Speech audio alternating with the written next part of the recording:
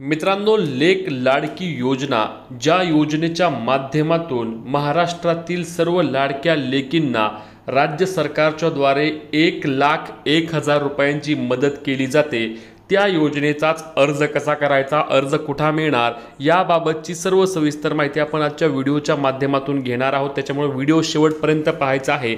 चॅनलवर नवीन असल्यास चॅनलला सबस्क्राइब करायला, तुम्ही फेसबुकवर पाहत असल्यास पेजला फॉलो करायला विसरू नका। तर मित्रांनो, या संदर्भात बघा, अशा पद्धतीने लेक लाडकी योजनेचा फॉर्म असतो। या फॉर्मवरती सर्व माहिती तुम्हाला द्यावी लागते आणि माहिती दिल्यानंतर लाभार्थ्यांच्या बँक खात्यावरती योजनेअंतर्गत पैसे जमा होतात। आता यामध्ये तुम्हाला एकूण 5 टप्प्यांमध्ये जी लाडकी लेक यासाठी पात्र असणार आहे तिला 1,01,000 रुपयांची मदत केली जाते।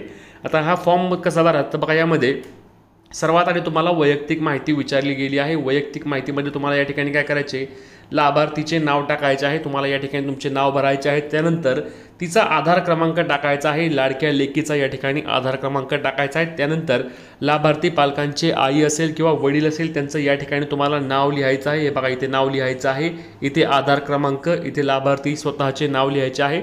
त्याच्यानंतर पालकांचा आधार क्रमांक आईचा असेल किंवा वडिलांचा असेल तुम्ही या ठिकाणी टाकायचा आहे। भ्रमणध्वनी क्रमांक म्हणजे तुम्हाला मोबाईल नंबर या ठिकाणी आईचा किंवा वडिलांचा दोघांपैकी कोणाचाही तुम्ही या ठिकाणी टाकू शकता, यामध्ये कोणत्याही प्रकारची अडचण नाही।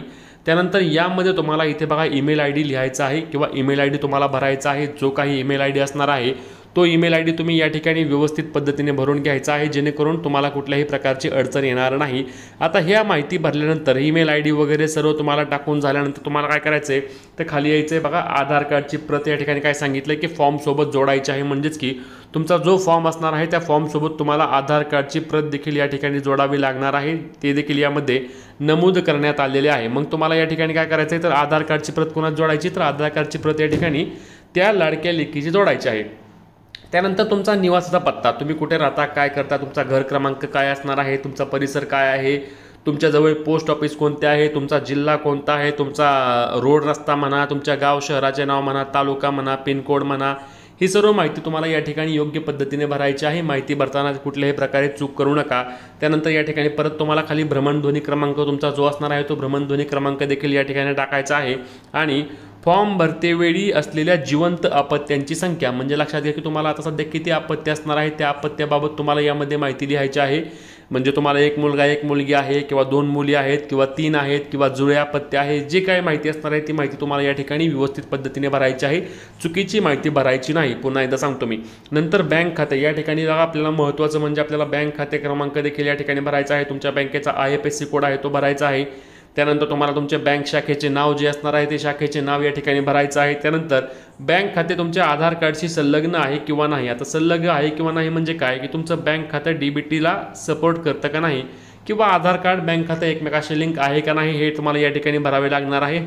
अशा पद्धतीने तुम्हाला पहिला फॉर्म आहे, हा फॉर्म भरल्यानंतर तुम्हाला या ठिकाणी दुसऱ्या बाजूला काय आहे, कोणती कागदपत्र लागणार, काय लागणार, ही सर्व माहिती लिहायची आहे। त्यानंतर 2 नंबरला बघा, लेक लाडकी योजनेच्या कोणत्या टप्प्यासाठी, म्हणजे बघा या ठिकाणी काय आहे, 5 टप्पे आहेत। पहिल्या टप्प्यामध्ये आपल्याला माहिती आहे की पहिल्या टप्प्यामध्ये काय असतं, की पहिल्या टप्प्यामध्ये जन्म झाल्यानंतर 5,000 असतात। त्याच्यानंतर परत मुलगी शाळेत जायला लागल्यानंतर परत 5,000 असतात। त्यानंतर मुलगी परत 6वीला गेल्यानंतर परत तिला 6,000 असतात। अशा पद्धतीने 5 टप्प्यांमध्ये जवळपास 1,01,000 रुपये या लेकीला सरकारद्वारे जमा केले जातात। म्हणून मग हे टप्पा कोणता असणार आहे, तो टप्पा या ठिकाणी भरायचा आहे। तुम्हाला कोणत्या टप्प्याचा लाभ घ्यायचा आहे त्या टप्प्याची माहिती तुम्हाला या ठिकाणी भरायची आहे। आणि माहिती भरल्यानंतर बघा खाली काय आहे, मी याद्वारे प्रमाणित करतो की वरील प्रमाणे नमूद केलेली सर्व माहिती सत्य, परिपूर्ण आणि अचूक आहे व माहिती खोटी आढळून आल्यास त्यास मी स्वतः जबाबदार राहणार, या ठिकाणी लिहायचं आहे। त्यानंतर तुम्ही ज्या दिनांकाला हा फॉर्म भरणार आहे तो दिनांक या ठिकाणी टाकायचा, ठिकाण कोणत्याचे टाकायचं। त्यानंतर या ठिकाणी बघा तुमच्या पालकाची जी काही सही असणार आहे ती सही या ठिकाणी करायची, किंवा तुमचा अंगठा असेल तर अंगठा करायचा।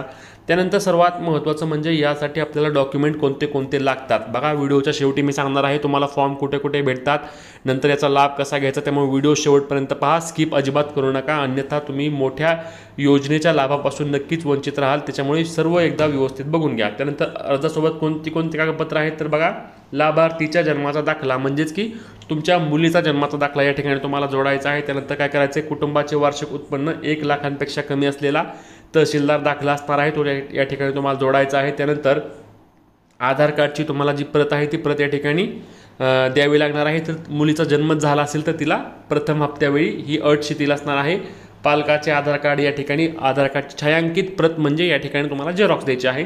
त्यानंतर बँकेच्या पासबुकच्या पहिल्या पानाची छायांकित प्रत झेरॉक्स, पहिल्या पानाची रेशन कार्डची झेरॉक्स, मतदान ओळखपत्र त्याची देखील झेरॉक्स तुम्हाला या ठिकाणी टाकायची आहे। आणि नंतर मग शिक्षण घ्यायला लागल्याचं म्हणजे आपण काय सांगितलं तुम्हाला की पहिलीला गेल्यानंतर 5,000 रुपये, नंतर 6वीला गेल्यानंतर 6,000 रुपये जे मिळतात, त्यासाठी तुम्ही ज्या शाळेत शिकता त्या शाळेचं तुम्हाला या ठिकाणी बोनाफाईड देखील द्यावे लागणार आहे। त्यानंतर कुटुंब नियोजन शस्त्रक्रिया म्हणजेच की पहिल्या अपत्यासाठी, तिसऱ्या अपत्यासाठी व दुसऱ्या अपत्यासाठी दुसऱ्या हप्त्यासाठी अर्ज करीत असल्यास तुम्ही कुटुंब नियोजन प्रमाणपत्र असणार आहे, त्या प्रमाणपत्राची देखील तुम्हाला या ठिकाणी झेरॉक्स द्यावी लागणार।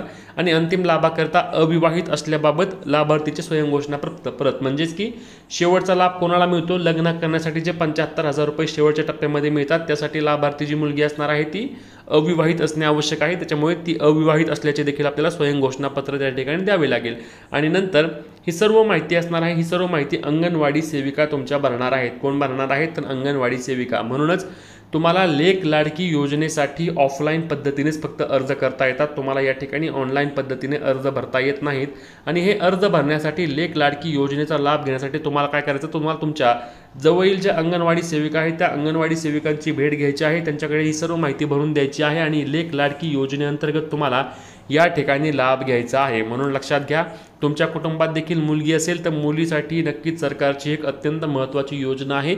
अनेक महिलांनी किंवा अनेक मुलींनी या योजनेचा लाभ घेतला आहे, त्यामुळे तुम्ही देखील या योजनेचा अवश्य लाभ घ्यायचा आहे। याचे कागदपत्र देखील तुम्हाला मी सांगितले आहे, फॉर्म कसा भरायचा हे देखील तुम्हाला सविस्तर सांगितलं। फॉर्म तुम्हाला तुमच्या जवळील अंगणवाडी सेविकांकडे लगेच मिळणार आहे। आता या योजनेबाबत तुमचे इतरही कोणते प्रश्न असल्यास आम्हाला कमेंटमध्ये विचारायला विसरू नका। तसेच ही महत्त्वाची व्हिडिओ जास्तीत जास्त शेअर करायला, फॉलो करायला आणि सबस्क्राईब करायला विसरू नका।